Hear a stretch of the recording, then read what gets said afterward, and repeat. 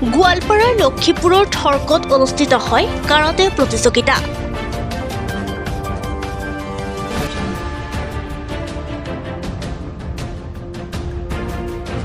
গোৱালপাৰা জিলা ভিত্তিত অনুষ্ঠিত প্ৰতিযোগিতাখনিত জিলাখনৰ প্ৰায় ৮০ গৰাকীৰ প্ৰতিযোগীয়ে অংশগ্ৰহণ কৰে।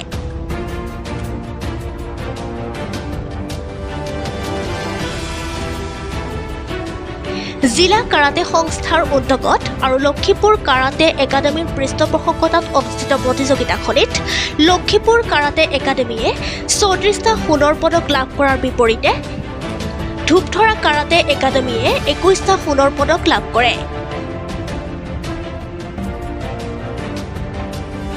প্ৰতিযোগিতাখনিত লক্ষীপুৰ কাৰাটে একাডেমীয়ে বেষ্ট ক্লাব ট্ৰফি আৰু ধূপধৰা কাৰাটে একাডেমীয়ে দ্বিতীয় বেষ্ট ক্লাব ট্ৰফিৰ খিতাপ অৰ্জন কৰে।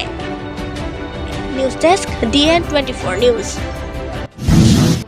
আজিৰ যিটো অনুষ্ঠান, আজিৰ যিটো আয়োজন, এইটো একমাত্ৰ সম্ভৱ তাৰ কাৰণে হৈ পৰিছে আৰু এইটো পৰিকল্পনা বহু দিনৰ পৰাই আছিল।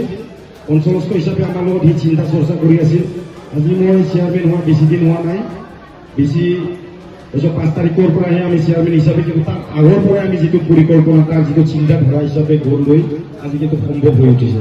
বহুত দিনৰ পৰাই সি আমাক কৈ থাকে যে আমাৰ এই অঞ্চলৰ ল'ৰা ছোৱালী মোবাইলত আসক্ত হৈ গৈ আছে, এই ল'ৰা ছোৱালী পিছলৈ হয়তো বহুত বিপদমুখী হ'ব।